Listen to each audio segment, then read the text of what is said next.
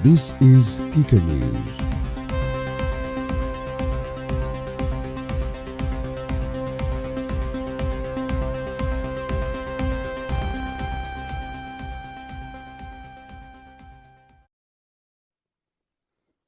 Hello, and welcome to Kicker News. I'm your host today, Josh Otter, and we will start off the show with some breaking news. Tensions rise to a boiling point between Russia and the Ukraine, as Russia has officially launched a full-scale invasion. We're sitting down with Kicker's Tyler Ryan, who's been monitoring the developing story closely through various news outlets. So Tyler, what is happening right now between Russia and the Ukraine? The Ukraine says that Russia has carried out 203 attacks since the start of the day, with fighting occurring through almost the entire territory. The Ukraine's military command has said 4 people were killed and 10 injured as a Russian shell hit a hospital in the Donetsk region of eastern Ukraine. The injured are said to include 6 doctors. Ukraine's defense minister, Dmytro Kuleba, took to Twitter today to announce that they are facing a full-scale attack. He says that the Ukraine army has not collapsed and that they continue to stand with both feet on the ground to defend themselves. NATO officials also say a summit will be held tomorrow, Friday, February 25th. Could you give us a quick refresh on the immediate background here? Absolutely. So today, Russia's President Vladimir Putin announced that he was planning a special military operation with an aim to demilitarize the Ukraine. In the weeks leading up to this, Putin had assembled as many as 190,000 troops around the Ukraine borders. On February 21st, Putin announced Russia would immediately recognize the independence of 2 breakaway regions, signing agreements stating friendship, cooperation, and mutual aid with the would-be statelets of Donetsk and Luhansk. And how has the response been so far? Shortly before Russia's declaration of hostility, Volodymyr Zelensky, the Ukraine's president, made a plea for peace with Russian citizens. He's vowed not to give up any territory. In recent days, Western leaders such as America, Britain, and the EU have begun to back this response by placing sanctions against Russia. These sanctions include the freezing of assets of wealthy oligarchs, termination of business with Russian banks, and most surprisingly, Germany has halted all progress on the Nord Stream pipeline with Russia. Further implications have been threatened if Russian troops attack territory controlled by the Ukraine. Finally, to wrap all of this up, what is Canada's role to play in all of this? Absolutely. The Canadian government stands in support of the Ukraine, sending military equipment, providing loans, and deploying 460 troops under Operation Unifier to train Ukrainian armed forces in the National Guard. In a statement today, Prime Minister Justin Trudeau condemned Russia's actions against the Ukraine, citing the assault as a violation of Russia's obligation to international law, as well as the Charter of the United Nations. Ukraine's sovereignty and territorial integrity must be respected, and the Ukrainian people must be free to determine their own future, said Prime Minister Justin Trudeau. Well, thank you for joining us today, Tyler. Thank you for having me, Josh. One of the side effects of the crisis in Ukraine is a rise in the gas prices. Here in Newfoundland, the price of gas has skyrocketed, reaching a record height of $1.69 per liter. This will start to put a hole in drivers' pockets. But how is it affecting the people who use their vehicles for work? I sat down with local delivery drivers to find out. Gas prices are at a record height in Newfoundland, and people doing delivery jobs are feeling the effects. Josh Rhodes from Mount Pearl picked up shifts on DoorDash a few months back to help pay for gas and spending money on necessities. Obviously, driving around, I spend probably 2 to 3 times as much on gas, but I do get profit from it, so it's worth it in the end. Since the increase in prices, Rose has noticed his gas budget start to pile up. When I started out, it was about $54 to fill up my tank, and I use about 2 tanks of gas a week.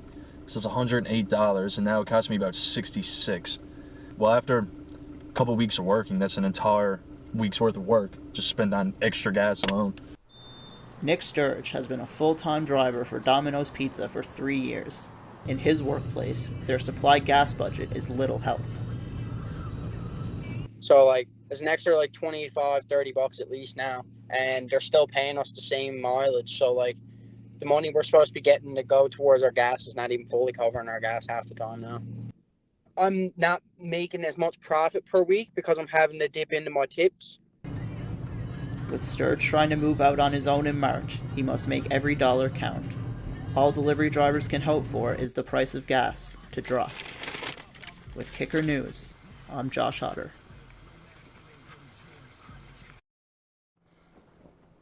And now, kicker Chantel Murren with the weather. Thanks, Josh.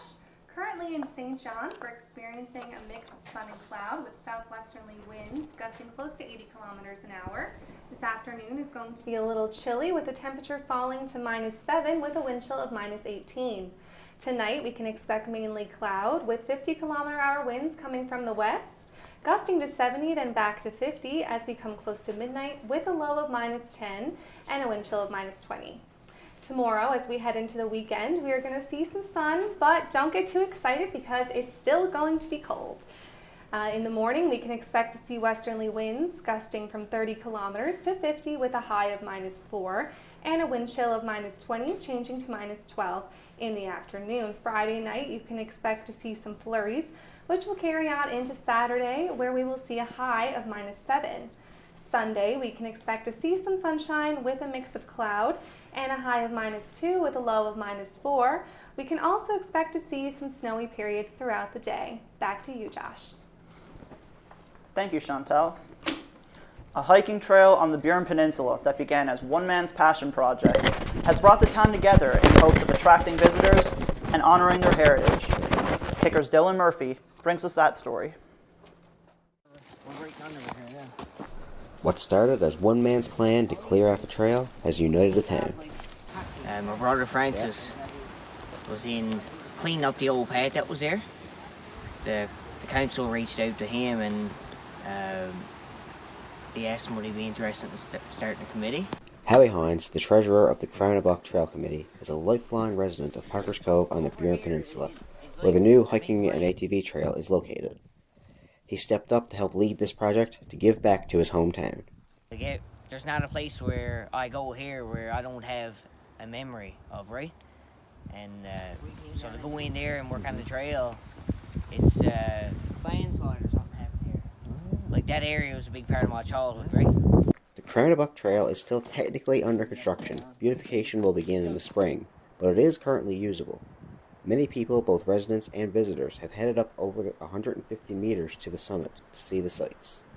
And you see yourself, Bernadine Senior, 81 years old. She'd been up there and that was her first time there ever. Construction is being funded primarily by 50-50 ticket draws, the latest of which will have a prize of $10,000 if all tickets are sold. The Parker's Cove Town Council and Recreation Committees are also heavily involved. The Recreation and the Town Council is they're really good to us. Like they help us out with the paperwork and stuff like that. Colin Murphy is the deputy mayor of the town and an avid hiker himself, who is very proud of how far this project has come since it began several years ago. A lot of people said we would never get up there, and it was an exciting day when the excavator got to the top of, well, not quite to the top, but as far as we wanted to go. Murphy says the committee has a 5-year plan to develop other trails as well and make the town a tourist destination. We never even experienced it yet. You wait till the weather gets better, it's April, May, June, like it's going to be crazy here. Like I think the people are going to be coming from all over. For Hines, the personal connections to the project are an important factor. It was suggested that putting up little bits of history about Parker's Cove and the surrounding areas, like the resettled towns, it's becoming a heritage project for me. It's a real nice thing to see here, hey? It's a nice feeling to know that people are appreciating it. For Kicker News, Dylan Murphy. February is Black History Month, a time where black voices and perspectives are elevated. Here in St. John's, local drag artists put together a show to raise funds for black causes while celebrating black experiences. The visionary behind the show is the one and only Lorinda Moody. James Grudich. At Velvet Nightclub, the air was electric. The show is called Roots, a drag show celebrating Black History Month.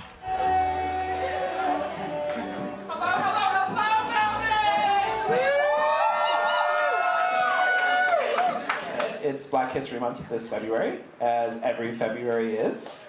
Yes, Black History Month, Black excellence, Black beauty, Black power. I've been wanting to do this since I started drag, which was a little over a year ago, especially because when I moved to St. John's, I found that there was not a lot of Black community within our queer community that's here. This show means a lot to me, especially because I am the only active Black drag queen. Yes. It's pretty big to me and means a lot, but it's terrifying at the same time because, as I have said to many people, it's a spotlight put on me within the community to speak true to who I am and speak true to who my culture is, but to also do it respectfully and in a fashion that everybody will understand and receive well. Who twisted the plot, who shot the sheriff, then fled to Paris in the darkest hours, spoke truth to power, made a android out of your girlfriend, let's sneak out downtown in the whirlwind, and paint the city pink, and took the girls in just in case. I've never seen Velvet have such a diverse audience, and that was really, really nice to see. All the proceeds of the show were donated to local Black organizations. It just feels good to be a part of that and feels good to be able to lend my support and be an ally in that way. The biggest thing I want people to take away from tonight is to not let the trend of a riot or protest or anything disappear just because it's no longer on national TV.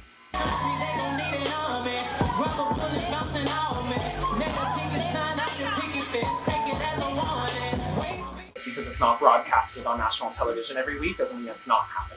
And I want people to still take away that idea of fight and protest and make change, because it needs to happen, and it needs to happen every day. We need to fight for it every day. For Kicker News, I'm James Prudich. Let's wrap things up today with a tune from Conan's Applied Music Group. Here's Greta Warner, Christian Spencer, Dominic Flynn, and Jacob Brown with their rendition of Joan Jett's Bad Reputation.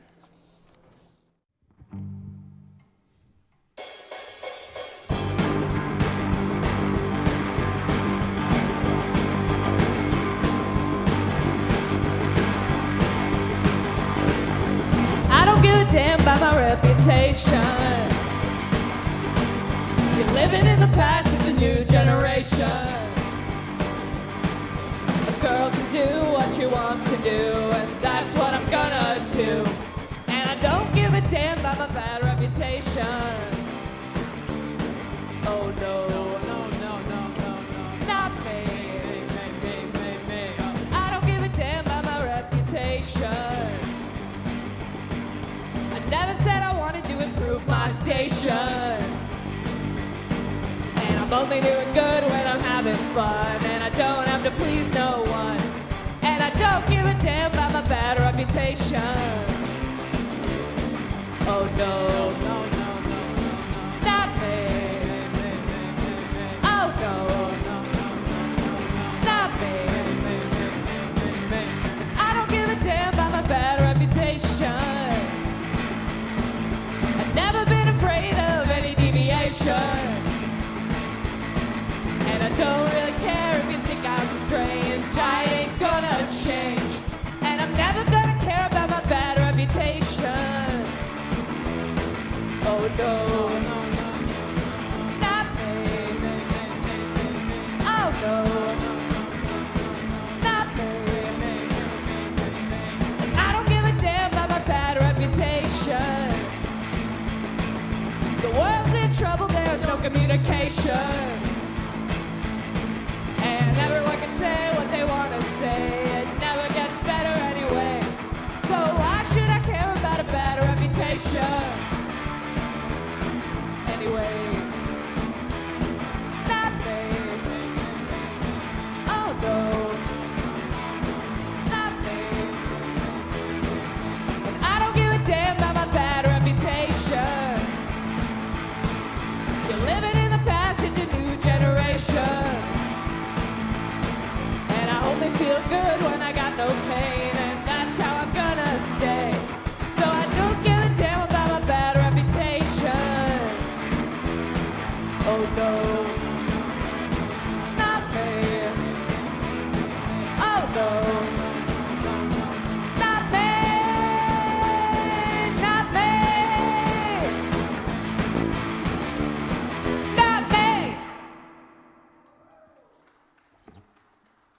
Thank you all. By the way, if you want to see more of that concert, it's available right here on Kicker's YouTube channel. I'm Josh Otter. Thanks for watching, and have a great day.